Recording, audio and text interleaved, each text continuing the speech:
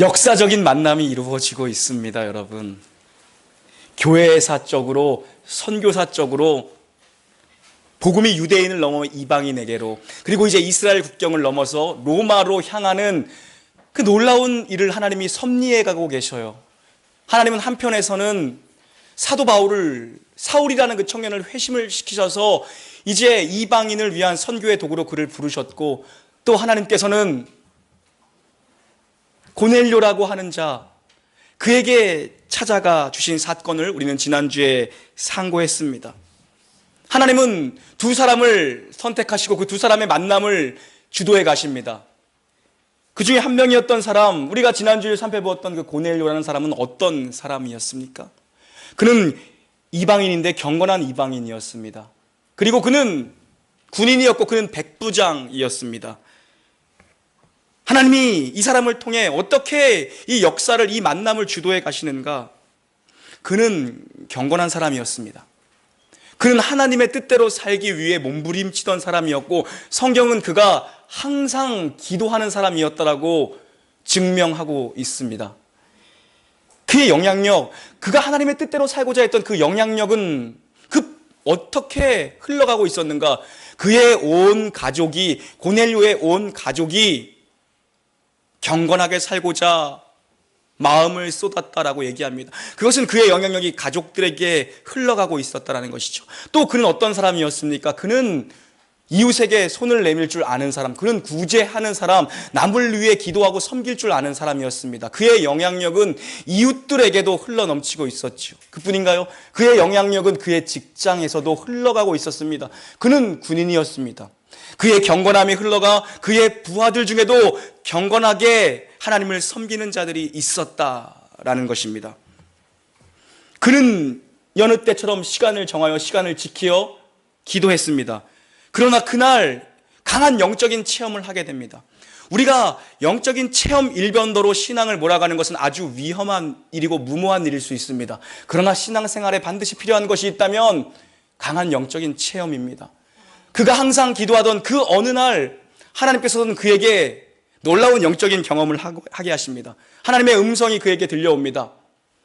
욥바라고 하는 항구로 가라. 그리고 무두장이의 집에, 그 가죽공의 집에 머물러 있는 베드로라 하는 자를 청하여 너희 집으로 모셔오라라는 것입니다. 그의 입장에서는 순종하기 쉽지 않은 명령일 수 있습니다. 히브리인들은, 이스라엘인들은 그의 식민지 국가였고 그는 그들을 통솔하는 파견받은 엘리트 장교입니다. 그것도 무두장이의 집, 가장 천한 그 가죽공의 집에 있는 그 이스라엘 사람 하나, 식민 지배국 사람 하나를 데려오라는 것. 그러나 그는 경건한 사람이었고 그는 항상 기도하기에 힘쓰는 사람이었기에, 그는 하나님의 뜻을 쫓아 살기에 힘썼기에 그는 즉각적으로 순종했습니다. 경건한 부하를 보내어 가이사랴에서 50km 떨어진 욥바라 하는 그 베드로가 있는 곳으로 그의 부하들을 출발시킵니다. 이게 믿음이죠. 이것은 신뢰입니다. 왜냐하면 우리는 다 모릅니다. 지금 이 고넬료도 하나님의 음성을 듣고 하나님의 뜻을 들었지만 그 뜻이 어떻게 사용되어질지 그는 선명하거나 명확하게 알지 못했습니다. 그러나 하나님은 다 아시는 분이다. 하나님은 다 계획하시는 분이다. 하나님은 섭리하시는 분이다. 그분은 통치하시고 다스리시는 분이다. 하나님을 향한 진정한 믿음이죠. 그분의 뜻과 계획이 반드시 있을 것이다. 그분이 말씀을 주셨을 때는 분명한 그분의 계획과 뜻이 있을 것이다. 이 경건한 이방인, 이 기도하는 사람, 이 선한 영향력을 흘려보냈던 이 고넬료라는 이 사람의 믿음과 순종으로 인해 하나님의 이 선교 역사가 기록되는 것입니다. 비록 지금 자기 자신은 다 알지 못합니다. 다 알지 못하지만 그가 순종했을 때, 그가 믿음으로 반응하였을 때 이 사람은 지금 이방 선교의 문을 활짝 열어 제치는 선교의 통로, 복음의 통로, 축복의 통로로 그는 사용되어지고 있는 것이죠. 여러분, 그래서 우리의 믿음은 언제나 순종과 동의어입니다. 믿음은 순종으로 연결이 돼야 됩니다. 믿음은 내 안에만 머물러 있을 수 없는 거죠. 믿음은 흘러가야 되는 것이고 그것은 순종을 통해서 흘러가게 되는 것입니다. 여러분의 기도 생활은 자연스럽게 말씀을 따라 사는 삶으로 이어져야 한다는 것이죠. 우리의 믿음과 순종을 통해 하나님의 뜻을 이루어가는데 우리는 다 알지 못하지만 하나님은 그것 가지고 일을 하시고 계시더라는 것입니다. 복음이 모든 사람들에게 전해지는 것, 복음이 예루살렘을 넘어 유대를 넘어 사마리아를 넘어 이제 이스라엘의 국경을 넘어가는 것입니다. 이제 땅끝으로 이제 로마를 향해 이 복음은 가야 되는 것입니다. 이것은 너무나도 선명한 하나님의 뜻이고 이것은 하나님이 주신 명령이죠. 지상의 대명령입니다. 지금 이 일을 이루는데 역사적인 이 두 만남, 이 이방인 백부장 고넬료라고 하는 자, 그리고 요바에 있는 유대인의 대표 사도 베드로, 이 만남을 주님께서 지금 주장하고 주권적으로 역사해 가는 것입니다. 이 요바라는 동네에 이 베드로는 잠시 머물고 있습니다. 오늘 우리는 이 하나님의 말씀을 통해서 베드로에게 역사하신 하나님, 그 하나님을 만나게 될 것입니다. 우리 9절부터 13절까지의 말씀 함께 봉독합니다. 9절부터 13절 시작. 이튿날 그들이 길을 가다가 그 성에 가까이 갔을 그때에 베드로가 기도하려고 그 시각은 제6시더라. 그가 시장하여 먹고자 하매 사람들이 준비할 때에 황홀한 중에 하늘이 열리며 한 그릇이 내려오는 것을 보니 큰 보자기 같고 내 귀를 메어 땅에 들이웠더라. 그 안에는 땅에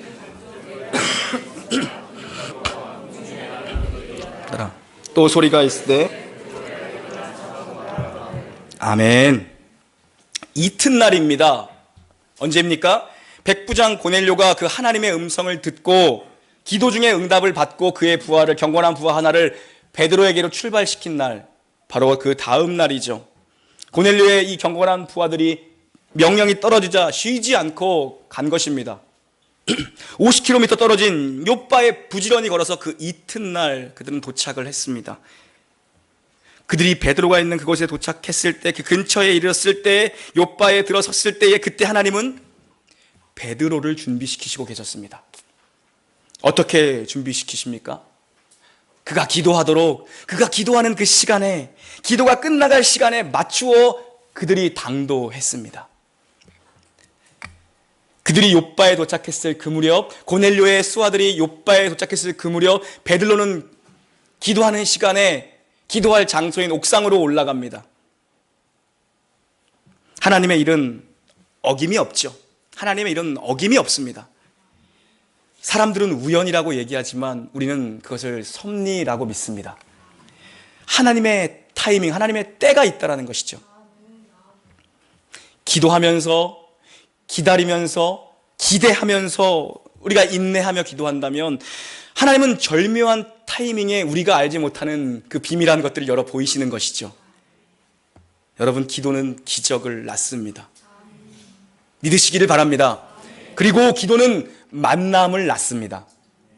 기도가 기도를 낳고 기도하는 사람은 또 다른 기도의 사람을 만나게 되는 것이죠. 사도행전 3장에서 베드로와 요한이 성전으로 기도하러 올라가던 그 시간, 그때에 나면서부터 안진뱅이 되었던 그자가 눈에 들어오죠. 그 안진뱅이에게 기도하고 그 안진뱅이는 기적처럼 일어납니다. 이 일로 인하여 수많은 사람들이 예루살렘 성으로 모여듭니다. 베드로는 예기치 않게 준비된 설교도 아니었을 거예요. 그 안에 있는 살아 역사하시는 그 그리스도의 십자가와 부활의 이야기를 설교할 때에 3,000명이 되는 사람이 베드로의 뜻함이 아니었습니다. 3,000명의 사람이 회개하고 그날 예수를 주로 영접하지요. 베드로가 의도했던 일은 아닙니다. 그러나 이 일이 언제 일어난 일입니까? 베드로가 기도하러 가던 그날, 베드로가 기도하러 가던 그 시간에 이 기적 같은 일이 일어난 것이죠.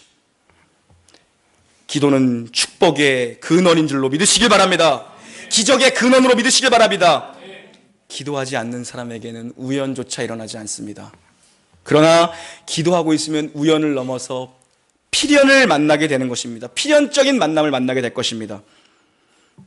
필연적인 만남이란 어떤 만남이 필연적인 만남입니까? 반드시 만나야 될 사람을 만나게 하신다는 것이죠. 반드시 만나야 될 사람. 기도하지 않으면 아무리 능력이 많고 아무리 동분서주 바쁘게 산다 할지라도 하나님이 그 사람을 쓸 수가 없습니다.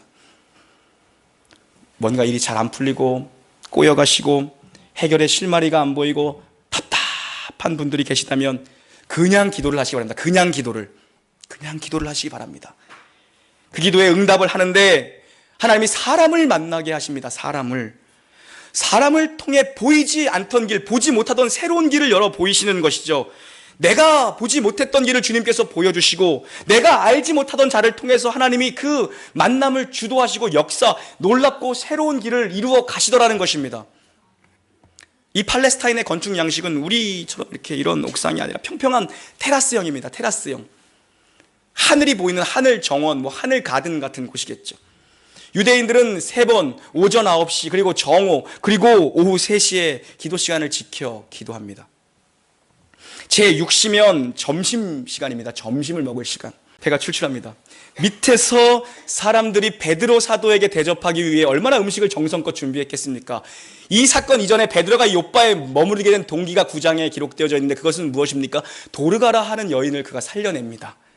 이 대사도 베드로, 이 베드로에게 음식을 대접하기 위해 얼마나 정성껏 맛있는 것을 준비하고 있었겠습니까, 여러분?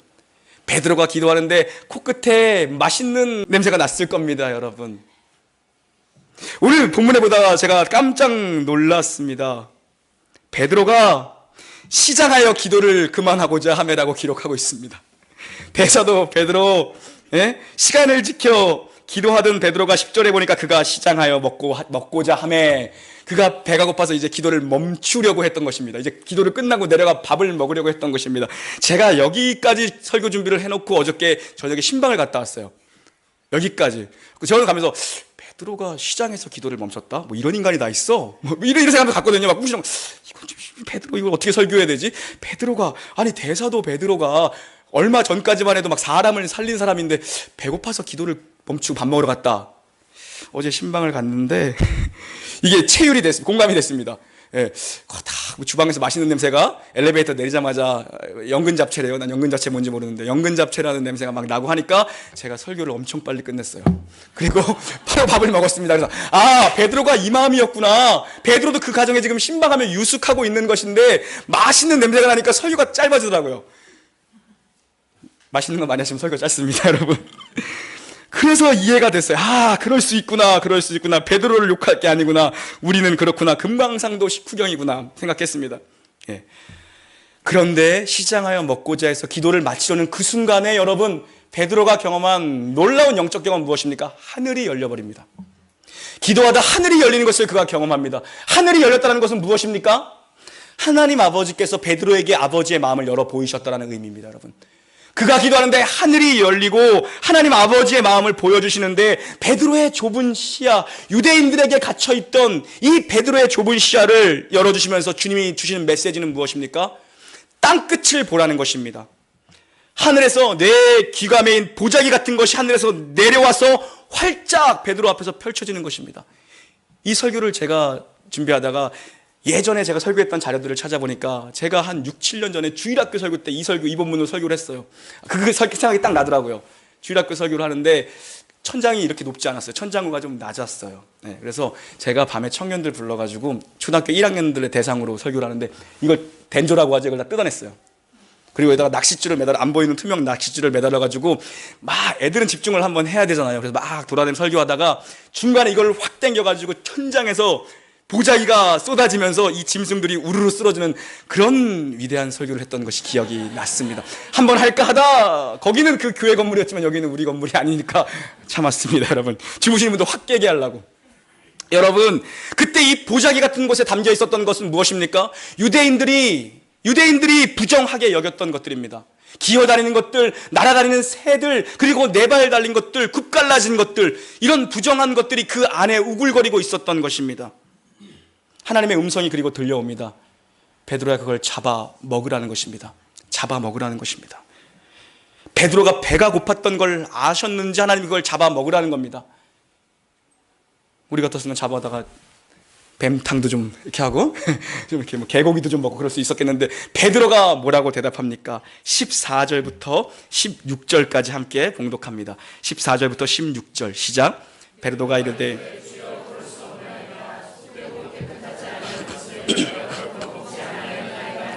또 두 번째 소리가 있으되 하나님께서 깨끗하게 하신 것을 내가 속되다 하지 말라 하더라.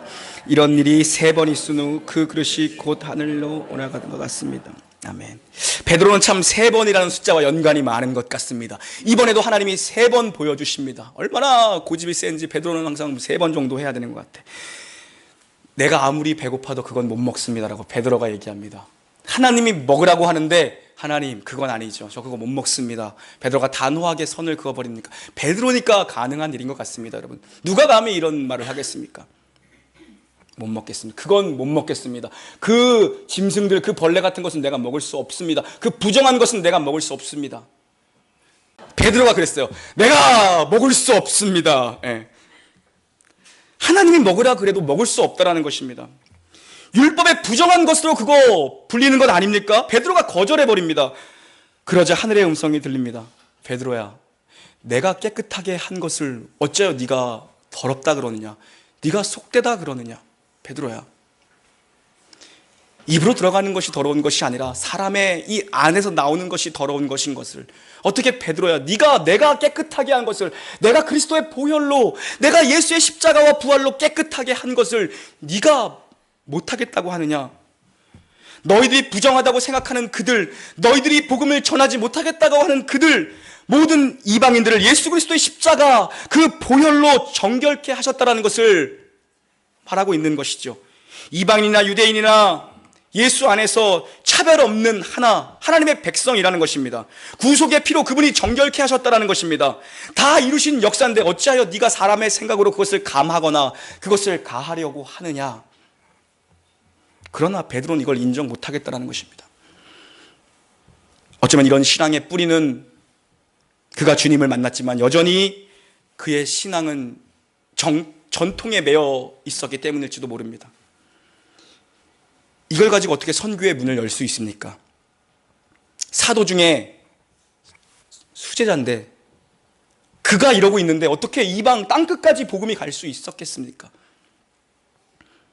예수를 믿는다고 하지만 여전히 우리 안에 있는 차별, 우리 안에 있는 편견, 우리 안에 있는 선입견, 우리 안에 있는 선을 그어 놓음이 우리에겐 없는지 주는 도전이죠.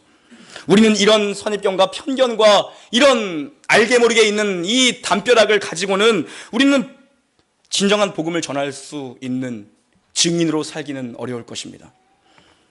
때론 우리는 자기가 가지고 있는 굳건한 신념도 내려놓아야 할 때가 있습니다. 자기 신념, 자기 경험, 전통 이런 것들이 항상 옳을 수만은 없기 때문에 이것이 하나님의 뜻이다라는 확신과 이것이 하나님의 말씀이다라는 것이면 우리는 기꺼이 그것도 내려놓을 수 있어야 한다는 거죠. 유대인의 대표 베드로와 이방인 대표 고넬료, 이 만남의 사건은 고넬료에게 반드시 필요했던 사건입니다. 그의 거듭남과 그의 중생을 위해서, 그리고 고넬료와 그의 가족들 모두에게 필요했던 아주 중요한 사건이며 이 고넬료의 수하에 있는 부하들을 위해서라도 이 역사적인 만남은 반드시 이루어져야 했던 만남이지요. 그러나 그것이 끝이 아니었습니다. 하나님은 한편에서 고넬료를 통해 일하시면서 하나님은 또 한편에서 베드로를 통해 일하신 하나님의 마음은 무엇이었습니까? 베드로, 너에게도 이 만남이 필요하다라는 것입니다. 멀리 갈 것 없이 사마리아만 해도 그들의 동족이었지만 순수 혈통을 잃었다라는 이유만으로 그들을 짐승 취급했던 게 너희들 아니냐? 그래가지고 어떻게 땅끝까지 이 선교 사명을 감당할 수 있겠느냐? 주님의 마음은 이미 사마리아를 넘어서신 지가 오래입니다. 주님의 마음은 이미 땅끝에 가 계시는데 베드로의 마음은 여전히 사마리아, 거기를 못 넘어가고 있으니 주님이 얼마나 답답하셨겠습니까? 고넬료에게 반드시 필요한 만남이었지만 이 만남으로 베드로는 자기 자신의 신념을 내려놓아야 했고 베드로에게 반드시 필요했습니다. 이 편견과 이 정통이라고 믿었던 이 믿음의 틀을 넘어서지 못한다면 어떻게 사도 중에 수장인데 베드로가, 초대교회의 수장인데 베드로가 그 선을 넘어서지 못한다면 복음이 땅끝으로 가는데 베드로는 도리어 반석이 아니라 도리어 베드로는 걸림돌이 될 수 있는 그런 상황이었기 때문에 하나님께서는 고넬료에게 이 복음의 메시지가 반드시 필요했지만 이 베드로에게도 이 이방인의 구원을 목격하는 것이 반드시 필요했던 것을 하나님이 만들어 가시는 것입니다. 그래서 이 환상을 3번이나 보여주시죠. 하나님의 마음을 알려주시고 내가 거룩하게 한 그것을 네가 판단하는 판단자가 되어서는 안 된다. 그것을 철저하고 선명하게 가르쳐 주시는 것입니다. 부정한 짐승을 먹지 말라는 건 율법은 하나님이 주신 말씀입니다. 그러나 이제 예수님의 십자가와 부활로 이스라엘이 영적인 장자가 되기를 원했던 것이죠. 베드로의 환상 속에 나오는 그 보자기에 담긴 그 짐승들은 유대인 입장에서는 받아들일 수 없는 이방인이었습니다. 우리입니다. 유대인 입장에서는 우리들입니다. 그러나 이제 너희는 영적인 장자가 되어 이방인을 그리스도 안에서 다 품어라, 복음을 전하라는 것입니다. 하나님께서 깨끗하게 정하게 하신 차별 없는 그 열방의 백성들을 품으라는 메시지죠. 하나님의 팔이 품지 못하는 사람은 없다라는 것입니다. 우리는 우리 입맛에 맞는 사람만 품으려고 하지만 하나님의 팔은 품지 못하는 사람이 없다라는 메시지예요. 하나님의 사랑은 상상할 수 없는 사랑이고, 하나님의 사랑은 그 보자기 안에 담긴 그 폭넓은 사랑으로, 정말 더러운 짐승과 같은 우리들이지만 그 하나님의 사랑으로 우리를 정결케 하셨다라는 것입니다. 베드로는 그러나 여전히 혼란스럽습니다. 베드로가 혼란스러워하는 사이 보자기는 다시 접혀 올라가고 말았습니다. 그러나 하나님은 하나님의 자녀들을 이렇게 혼란 속에 오래 두지 않으십니다. 어지러운 상황을 오래도록 하나님께서 벌려두지 않으십니다. 성령께서 그때 해석을 주십니다. 여러분이 처한 상황을 해석해 주시는 것이죠. 17절부터 20절까지 함께 봉독합니다. 17절부터 20절 시작. 베드로가 본 바 환상이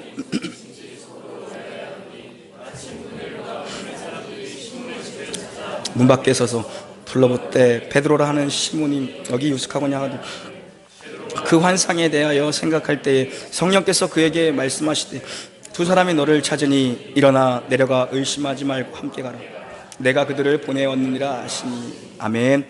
그 환상을 보고 베드로는 어지럽고 혼란스러웠습니다. 어찌할 바를 몰랐습니다. 그때 고넬료의 사람들이 문 앞에 도착합니다. 초인종이 눌러집니다. 그때는 절묘한 타이밍입니다. 지혜 있는 사람은 때를 아는 사람이지요. 성령께서는 이 타이밍, 이 찰나에 베드로에게, 혼란스러워하고 있던 베드로에게 말씀하십니다. 의심하지 말고 그들과 함께 가라. 의심하지 말고 그들과 함께 가라라고 말씀하십니다. 주님이 해석을 주시는 것이죠. 고넬료의 부하들이 방문이라는 이 뜻밖의 상황입니다. 베드로가 기도하면서 이 상황을 미리 보지 못했다면 생전 모르는 그것도 로마의 군인들, 이 백부장의 이 수하들을 순순히 따라갈 성질머리가 아니에요. 그러나 의심하지 말고 그들과 함께 가라. 마치 기다리고 있던 것처럼 그들을 맞이합니다. 하나님께서 그의 마음을 준비시킨 것이죠. 그가 순종할 수 있도록 그의 마음을 하나님께서 만들어 가시는 것이죠. 하나님께서 베드로와 고넬료가 서로 만나기 전에 이미 양쪽에서 동시다발적으로 일하셨습니다. 고넬료를 만지셨고 베드로를 만지셨어요. 다른 것이 있다면 고넬료는 단번에 순종을 했지만 베드로는 3번 만에 순종했다는 것입니다. 오래 믿은 사람이 더 순종을 못하는 것 같고 목사들이 더 순종을 못하는 것 같아요. 하나님이 이렇게 양쪽을 각각 만나셔서 짜임새 있고 맞춤 있게 그들을 만져주셨습니다. 그 만남을 기도로 준비된 만남이라고 말씀드리고 싶습니다. 기도로 준비가 된 만남. 하나님이 기도로 그들의 만남을 준비시키셨고 그 만남을 기도를 통해서 만나게 하시니까 거기서 엄청난 영적인 파워가 생기고 거기서 부흥의 회심의 역사가, 온 가족이 구원받는 회심의 역사가 일어나는 것이죠. 축복의 통로가 되는 거죠. 기도하고 만나니까. 만나야 될 사람들이 만나면 축복의 시너지가 생기고, 만나야 되지 말아야 될 사람들이 만나 있으면 세상 시끄러운 일들이 벌어지는 것 아닙니까? 여러분의 삶에서 만남이라는 것이 얼마나 지금까지 중요하셨습니까? 만남이 얼마나 중요합니까, 여러분? 우리는 만남을 통해 살기도 하고 만남을 통해 죽기도 합니다. 그래서 만남을 위해 기도해야 합니다. 사람을 만날 때 기도해야 하죠. 사람은 언제 어떻게 변할 줄 모릅니다. 10길 물속은 알아도 한 길 사람 속은 모른다. 성경 말씀은 아니고요. 여러분, 사람의 마음은 시도 때도 없이 변합니다. 그러나 우리가 기도하고 만났다면 우리의 중매자가 되어주시고 우리의 중재자가 되어주시는 그 주님이 계시기 때문에 그 사람을 믿는 것이 아니라 그 사람을 만나게 하신 하나님 아버지를 믿게 되는 것이죠. 기도하고 신랑과 신부가 만나야 합니다. 우리 청년들에게 3부 예배 올라 그러나 청년들이 좀 많이 안 보이네요. 청년들 진원이에게 그럼 기도하고 신부를 만나시길 바랍니다. 벌써 만나는 사람이 있나 봐. 기도 안 하고. 아멘 했어. 여러분 그래요. 기도하고 부모와 자식이 만나야죠. 태중의 아이를 임신했을 때 기도하고 만나야죠. 기도하고 목사와 성도가 만나야죠. 하나님께서는 기도하는 사람에게 응답을 주십니다. 우리가 다 알 수 없는 다양한 루트로 응답을 주시지만 오늘 본문은 상황과 사람을 통해 하나님이 응답을 주시는 걸 우리 보고 있는 것이죠. 사람과 상황을 통해서 성령께서 말씀하십니다. 가라, 의심하지 말고 내가 그들을 보내었다. 가라라는 것입니다. 하나님이 보내는 사람을 꼭 만나야 합니다. 의심하지 말고 가서 만나라는 것입니다. 여러분이 만나야 될 분들을 마땅히 만나는 축복이 있기를 주님의 이름으로 축원합니다. 만나지 말아야 될 사람이 있다면 하나님께서 그 길을 막아주시는 하나님의 도우심이 있기를 주님의 이름으로 축원합니다. 의심하지 말고 만나라. 내가 보낸 사람입니다. 여러분의 모든 만남이 정말 우리의 모든 만남이 기도에서 만난 만남이 된다면 우리는 그 어떤 만남도 후회하지 않을 것입니다. 우리 엄마 기도회 오늘 광고도 나가는데 이제 엄마 기도회 또 추가 여기 마더와이즈네요. 엄마 기도회 엄마들 나와서 열 몇 분씩 나오셔서 몇 개 조로 나눠서 이 좁은 공간에서 나눠 이렇게 목요일마다 기도하시는데 물론 지난주에 놀러 갔다 오셨지만 기도하시는데 자주 놀러 가자 그랬다면서요? 기도를 하셔야지 했는데 제가 마음이 아프더라고요. 그래서 전도사님한테 말씀드렸어요. 우리 못 오시는 분들, 직장생활 하시는 분들 얼마나 기도하고 싶겠어. 얼마나 오라겠어. 나와서 기도하고 싶은데 전도사님께 기도 제목을 보내주면 우리 돌아가면 로테이션으로 한 조만이라도 내 자녀가 아니라 다른 자녀를 위해서 좀 기도하는 시간을 그렇게 좀 돌아가면서 했으면 좋겠다. 전도사님께 우리 정전도사님께 여러분이 그렇게 기도 제목을 나눠주시면 좋겠어. 오늘 또 우리 은찬이 엄마가 떡을 하셨다고. 요즘에 은찬이를 위해서 기도할 기도 제목이 많다고. 여러분 떡 드시면서 기도하시고 전도사님께 카톡으로 또 기도 제목 보내주시고 얼마나 좋습니까? 엄마들 와서 열심히 기도하고 계세요. 베드로가 기도합니다. 고넬료가 기도합니다. 베드로가 기도할 때 고넬료의 사람이 도착하고 그때 하나님께서 음성을 주셨습니다. 삼박자가 딱 맞은 것이죠. 이 세 가지의 일들이 한꺼번에 일어난 것입니다. 딱 아구가 맞은 것이죠. 하나님이 기도하는 사람들에게 그에게 일어나는 그 상황, 그 환경을 통해서 이렇게 응답을 주시기도 한다는 것입니다. 환경 속에서 역사하신 하나님의 메시지가 있습니다. 우리의 삶 속에서, 우리의 삶의 정황과 환경 속에서, 상황 속에서, 벌어나는 사건 속에서 하나님이 담고 하나님이 주시고자 하고 싶은 메시지가 있다는 것입니다. 말씀과 기도로 주님의 뜻을 구하며 살 때 우리는 그 하나님, 이걸 가지고 선을 만드시는 그 하나님을 우리는 경험하고 목격하게 되는 것이죠. 내 인생에 펼쳐지는 수많은 만남들이 베드로와 고넬료의 만남처럼 축복된 만남, 사명의 만남이 되기를 주님의 이름으로 축원합니다. 혹시 편견 때문에 복음을 전하기를, 전도하기를 두려워하는 대상은 없습니까? 교회에 가자, 예수를 믿자라고 내 편견과 선입견 때문에 주저하고 있는 그런 대상은 없습니까? 우리가 어떤 사람입니까? 우리는 죄인 중에 괴수입니다. 저와 여러분 죄인 중에 괴수입니다. 이런 우리를 부르신 하나님이라면 하나님이 누구를 못 부르시겠습니까? 여러분을 부르신 하나님이고 저에게 목사까지 하라고 하신 하나님이라면 우리가 누구를 하나님이 못 부르시겠습니까? 내 인생에 수많은 사람들을 만나며 살 것입니다. 여러분의 남편에 대한 편견 때문에 입이 굳어진 건 아닌가? 혹은 시어머니에 대한 편견 때문에 이미 마음이 닫혀진 건 아닌가? 직장에 있는 그 어떤 동료, 그들에 대해서 나는 이미 편견과 선입견으로 이미 마음을 닫고 있는 것은 아닌가? 마치 베드로가 거절했던 것처럼 저 사람은 안 될 사람이야. 저 사람은. 그러나 어쩌면 우리가 이 편견과 선입견으로 우리가 복음을 가두어 두고 있는 자, 그것 때문에 복음이 지체되고 있고 가족 구원의 역사가 지체되고 있는 것은 아닌가? 우리는 자신을 돌아볼 수 있어야 합니다. 사람을 보는 눈이 바뀌어야 되는 거죠. 판단과 정죄하는 눈에서 용서하고 사랑하는 눈으로 바뀌시기를 바랍니다. 과거의 선입견과 편견을 버리고 익숙한 과거에 안주하기 위해 앉아 있는 것이 아니라 오늘 나를 새로운 믿음의 길로, 새로운 증인의 길로, 새로운 전도의 길로, 새로운 선교의 길로, 새로운 복음의 길로, 새로운 사명의 길로 인도하시는 주님의 십자가를 단단히 붙잡고 증인으로 사시는 저 여러분 되기를, 이 교회 되기를 주님의 이름으로 축원합니다. 아멘.